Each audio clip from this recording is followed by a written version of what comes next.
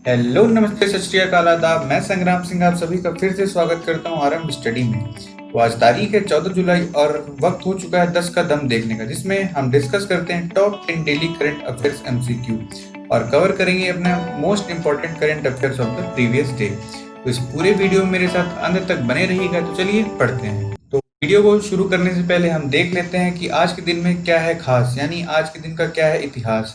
तो आज है 14 जुलाई और आज के दिन ही 1789 में फ्रांसीसी क्रांति की एक प्रकार से कह सकते हैं कि शुरुआत हुई थी। तो जो फ्रेंच रेवोल्यूशन का स्टार्टिंग, जिसे हम बेस्टील डे कहते हैं, तो उसकी आज एनुअल एनिवर्सरी है। तो आज 14 जुलाई 1789 को ये मनाया जाता है। तो फ्रांस में काफ़ी अच्छे तरीके से धूमधाम से इसे सेलिब्रेट जैसा किया जाता है। तो ये मार्क किया जाता है एनिवर्सरी, जो बेस्टील फोर्स था, बेस्टील जो किला था, वहाँ पे जब ये विद्रोही आंदोलनकारी पहुंच जाते हैं तो वहीं से फ्रांस क्रांति की शुरुआत होती है। तो इसी को बेस्टिल डे नाम से मनाया जाता है। तो ये था आज का इतिहास। बढ़ते हैं अपने क्वेश्चंस की ओर। तो इंस्ट्रक्शंस वही हैं जो पहली बार पढ़ रहे हैं उनके लिए एज अ मॉर्निंग न्यूज़पेपर काम आएगा, और जो करंट अफेयर्स पढ़ते हैं उनके लिए सेल्फ असेसमेंट के काम आएगा कि उनकी पोजीशन क्या है, वो किस तरह से पढ़ रहे हैं और क्या सही है क्या गलत। और इस लेक्चर की आपको पीडीएफ चाहिए तो नीचे दिए गए डिस्क्रिप्शन लिंक से टेलीग्राम चैनल आप ज्वाइन कर सकते हैं। तो बढ़ते हैं अपने क्वेश्चन की ओर। तो पहला क्वेश्चन ये है, हाल ही में किस राज्य सरकार ने साहूकारी संशोधन विधेयक एवं अनुसूचित जनजाति ऋण मुक्ति विधेयक को कैबिनेट द्वारा स्वीकृति प्रदान की है?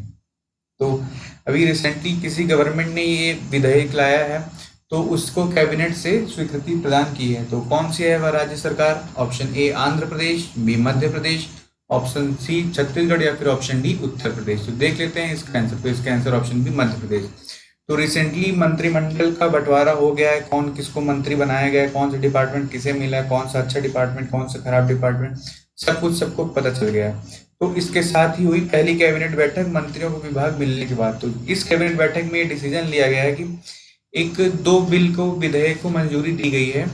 एक पहला है जिसमें जितने भी एसटी हैं, वो जहाँ पे शेड्यूल एरियाज में रह रहे हैं, तो उनके जितने भी लोन्स हैं विद इंटरेस्ट माफ कर दिए जाएंगे 15 अगस्त 2020 तक के। तो ये पहला एसटीज के लिए है। एंड देन उसके बाद जो अभी शिवराज सिंह चौहान जी ने प्रॉमिस किया था 100 दिन पूरा होने पे कि जितने भी साहूकार ज़्यादा ब्याज पे लोन देते हैं उनसे मुक्ति दिलाने के लिए साहूकार के लिए एक बिल लाया जाएगा।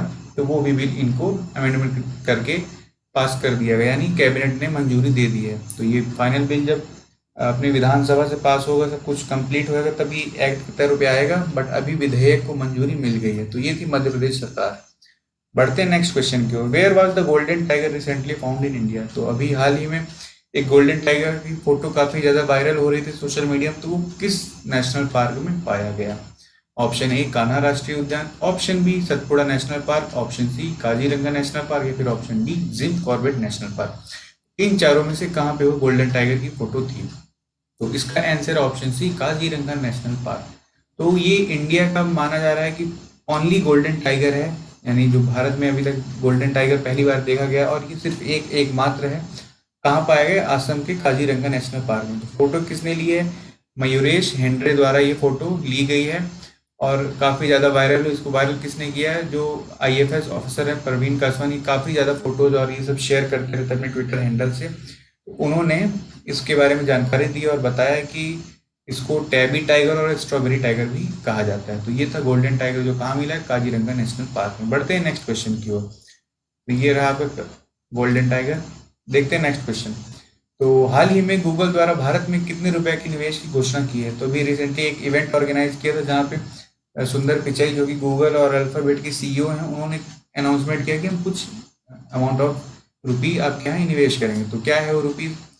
$10 billion, option B $20 billion, option C $50 billion या फिर ऑप्शन डी $1 बिलियन। तो देखते हैं इसका आंसर। तो आंसर है ऑप्शन ए $10 बिलियन।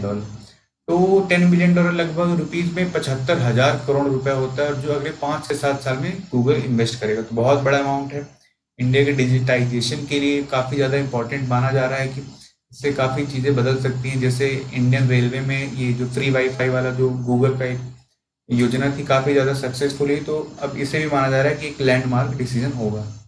तो गूगल फॉर इंडिया नाम से एक वर्चुअल इवेंट हुआ था जहाँ पे पिचाई ने अनाउंसमेंट किया है, और इसमें मोदी जी ने भी अपना भाषण दिया था।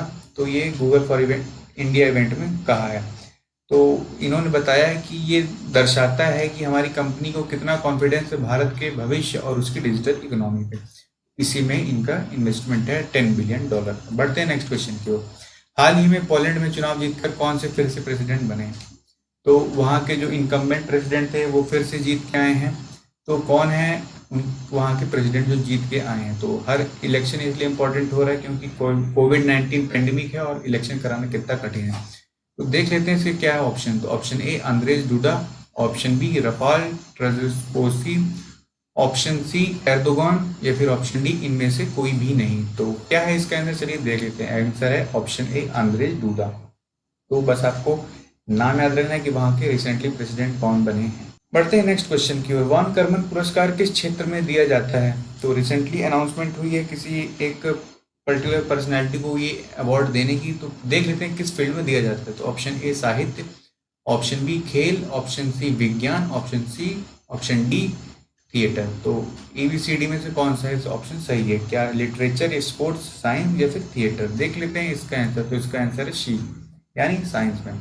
तो इस किसको मिलने की बात आई? जो इसरो के चीफ हैं डॉक्टर के सिवान। आप काफ़ी ज़्यादा नाम सुनेंगे, चंद्रयान, इसरो, और इससे रिलेटेड जब भी कोई न्यूज़ आती है तो के सिवान का नाम जरूर आता है। तो उनको अनाउंस किया गया है कि जो 2020 का वॉन कर्मन अवार्ड है वो इन्हें मिलेगा। तो कब मिलेगा? 2021 के पेरिस में। अनाउंस अब हो गया, मिलेगा 2021 के पेरिस में। तो कौन इंस्टीट्यूट देता है ये? International academy of astronautics. तो ये IAA फुल फॉर्म है उसका। तो उसने अनाउंसमेंट किया है।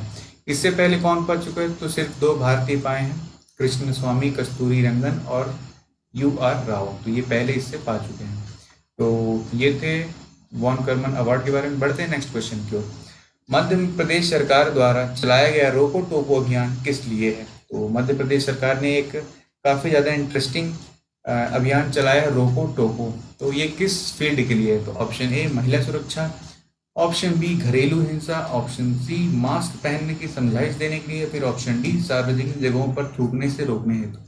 तो रोकने और टोकने की बात हो रही है, तो इन्हीं में से किसी एक से है। तो देख लेते हैं इसका आंसर। तो आंसर है ऑप्शन सी मास्क पहनने की समझाइश, यानी आपको मास्क पहनाया जाएगा इस रोको टोको कैंपेन के दौरान। तो इसमें क्या करेंगे कि वॉलंटियर्स लोगों को साथ में लेके जाएंगे जो जिनके पास मास्क वगैरह होंगे।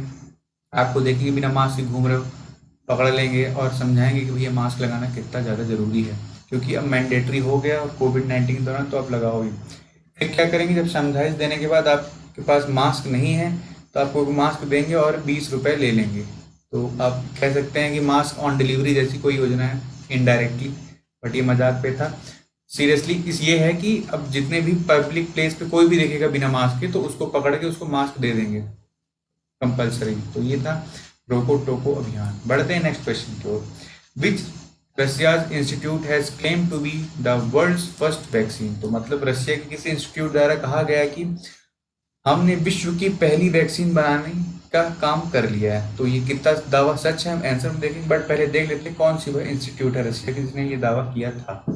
ऑप्शन ए कैम्ब्रिज विश्वविद्यालय, ऑप्शन बी ऑक्सफोर्ड विश्वविद्यालय, ऑप्शन सी गमेली इंस्टीट्यूट या फिर नन ऑफ दी अबव। इनमें से कोई भी नहीं है वो। देख लेते हैं इसका आंसर। तो आंसर है गमेली इंस्टीट्यूट। तो कौन है इसका पूरा नाम? Gamaleya national research centre for epidemiology and microbiology. तो ये फुल नेम है। तो अभी रिसेंटली इसने अनाउंस किया कि हमने विश्व की पहली कोविड वैक्सीन बना ली। तो पहली वैक्सीन रशिया से निकली है। तो हाहाकार समझ गया कहाँ से अचानक से निकल आई पहली में वैक्सीन। अभी तो इसका कुछ सुनाई नहीं दे रहा था, अचानक से कहाँ से रशिया ने वो काम कर लिया जो कोई नहीं कर पाया। तो बाद में जब पूरा इस न्यूज़ डिटेल में पता चली तो पता चला कि जून 18 को first phase of human trials हो चुका था। तो वो कंप्लीट हो गया है अभी रिसेंटली। तो उसके लिए इन्होंने खबर फैला दी कि सारा कुछ हमने कर लिया है। तो अब सेकंड फेज होगा, फिर उसके बाद ह्यूमन ट्रायल का भी आता पता लास्ट फेज का कि कब कैसे होगा वो अभी कुछ क्लियर नहीं है। तो ये था गेमेली इंस्टीट्यूट द्वारा दावा कि हमने रूस की पहली मतलब वर्ल्ड की पहली कोविड वैक्सीन बना ली है। तो बढ़ते हैं नेक्स्ट क्वेश्चन की ओर। पद्मनाभ स्वामी मंदिर कहाँ स्थित है? काफ़ी ज़्यादा इंपॉर्टेंट है, आपने थोड़ा बहुत भी सुना होगा तो जानते होंगे इसके बारे में। तो देख लेते हैं इसका ऑप्शन। तो केरल में है, क्या तमिलनाडु में है, क्या ये कर्नाटक में या फिर तेलंगाना में? तो देख लेते हैं कहाँ है। तो ये है केरल में। तो रिसेंटली न्यूज़ में ये इसलिए आया क्योंकि सुप्रीम कोर्ट ने मंडे को एक जजमेंट दिया जिसमें कहा है कि जो त्रावणकोर की रॉयल फैमिली यानी जो रजवाड़े फैमिली है, पूर्ववर्ती शाही परिवार, उसको इसका एडमिनिस्ट्रेशन और कंट्रोल दे दिया जाए वापस। तो ये 2011 में हाई कोर्ट जजमेंट केरल की हाई कोर्ट ने कहा था कि ये जितना भी कंट्रोल है सब ये इनसे ले लिया जाए, बट इन्होंने पिटिशन फाइल की सुप्रीम कोर्ट में, तो ये 9 साल बाद जजमेंट आया और इनको वापस मिल गया। तो ये डिबेट इसलिए हो जाता है क्योंकि कई बार दावा किया जाता है हमारे न्यूज चैनल में सनसनीखेज खबरों की, इसके अंदर छुपा है इतने लाखों करोड़ों का खजाना, इतना टन दबा है सोना, इतना ये है सोना। तो ये सब कुछ कितने लॉकर है वहाँ पे, कितने दरवाजे खुलने हैं, ये सारा कुछ डिबेट चल रहा था, उसी के बीच ये न्यूज आई है। तो वापस मिल गया है, वहाँ के जो पूर्ववर्ती शाही परिवार के पक्ष में गया है फैसला और उनको एडमिनिस्ट्रेशन कंट्रोल में गया। अब इसके बाद क्या कैसे होता है वो देखेंगे आगे बाद में। बढ़ते हैं नेक्स्ट क्वेश्चन की ओर। तो नेक्स्ट क्वेश्चन है क्वेश्चन नंबर 9। हाल ही में भानु जयंती किस राज्य में मनाई गई? तो भारत के किसी राज्य में भानु जयंती मनाई गई, तो किस राज्य में मनाई गई? तो option A Sikkim, option B Orissa, option C Haryana या फिर ऑप्शन डी पंजाब। तो ये था आज का 9th क्वेश्चन। बढ़ते हैं इसके आंसर की ओर। आंसर है सिक्किम, ऑप्शन ए सिक्किम। तो भानु जयंती कहाँ मनाई गई? सिक्किम में मनाई गई। तो हम लोग आमतौर पे इधर उधर की न्यूज़ें पढ़ते रहते हैं बट नहीं जानते कि कितने महान लोग भारत की भूमि पर पैदा हो चुके हैं। तो भानु कौन थे?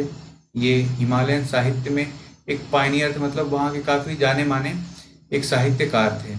इन्होंने एक बार देखा कि जो चारा घास काटता है, उसको देख के इनको रियलाइज़ हुआ कि दुनिया में बिना कुछ अच्छा काम किए मर जाना फालतू है, यानी कुछ ऐसा काम करो जिससे मानवता के लिए कुछ अर्थ निकले। तो ये उससे उन्होंने प्रेरित होके फिर क्या किया कि अपने एक लिटरेरी फ्रेंड थे या फिर कलीग कुछ भी कह सकते हैं, उनके साथ, जिनका नाम मोतीराम भट्ट था, जो रामायण थी उस समय काफ़ी कठिन संस्कृत में पाई जाती थी, उसे कन्वर्ट किए बेसिक नेपाली लैंग्वेज से, जिससे एक व्यू मिलता है नेपाली लैंग्वेज में भी रामायण का। तो रामायण के कई सारे हैं, वाल्मीकि रामायण और मानस वाला जो है वो हो गया, तुलसीदास द्वारा रचित रामायण का, और फिर नीचे तमिलनाडु, केरल, हर जगह अलग अलग रामायण मिलती है। तो एक जो ये भानु ने कन्वर्ट किया था, तो वो नेपाल में भी एक रामायण चलती है। तो ये था सिक्किम में भानु जयंती। बढ़ते हैं लास्ट क्वेश्चन की ओर। जो रेलवे ने एक नई योजना निकाली है कि कार्बन एमिशन को हम जीरो करेंगे, कार्बन उत्सर्जन को शून्य करने हैं, तो उस मुहिम का क्या नाम दिया उसने? तो what is the name given by the railways to reduce carbon emissions to zero? Option A mission Shunya यानी mission zero, option B Harit railway यानी green railway, option B Prakritik railway यानी नेचुरल रेलवे, ऑप्शन डी इनमें से कोई नहीं, none of the above. देख लेते हैं इसका आंसर। तो इसका answer option B Harit railway. तो रिसेंटली रेलवे के बारे में काफ़ी खबरें आ रही हैं, अच्छी अच्छी न्यूज़ें आ रही हैं, स्पीड बढ़ी, देन उसके बाद एनाकोंडा रेलवे, और फिर इसी तरह से बीना में सोलर प्लांट स्थापित करना। तो इसी कड़ी में एक इनके बारे में ये भी आया है कि ये हरित रेलवे का जैसा कुछ एक करना चाहते हैं। इसमें क्या है इस इनिशिएटिव में? तो इस इनिशिएटिव में कहा गया है कि जितनी भी रेल लाइन्स है तो उनका हम इलेक्ट्रिफिकेशन करेंगे, एनर्जी एफिशिएंसी बढ़ाएंगे और ज़्यादा से ज़्यादा रिन्यूएबल एनर्जी का यूज़ करेंगे। तो इससे क्या होगा कि जो ये कार्बन एमिशन वाला जितना भी डिपार्टमेंट है वो सब कुछ बंद हो जाएगा। अब कोयले का काम ही नहीं होगा तो फिर कार्बन उत्सर्जन कहाँ से होगा? तो इसलिए मिशन जीरो को, मतलब ये जो जीरो कार्बन कर रहे हैं उसको ग्रीन रेलवे यानी हरित रेलवे कहा गया है। और कहा अभी टारगेट भी रखा है जितनी भी इलेक्ट्रीफाई है सारी सर्विसेज दिसंबर 2023 तक कर लेंगे। तो ये था ग्रीन रेलवे। तो ये थे आज के टॉप 10 करंट अफेयर MCQ। इस वीडियो को लास्ट तक देखने के लिए धन्यवाद। अगर आपको वीडियो पसंद आए तो लाइक और शेयर कीजिए। इसी तरह और वीडियोस के चैनल को सब्सक्राइब कीजिए। जय हिंद, जय भारत।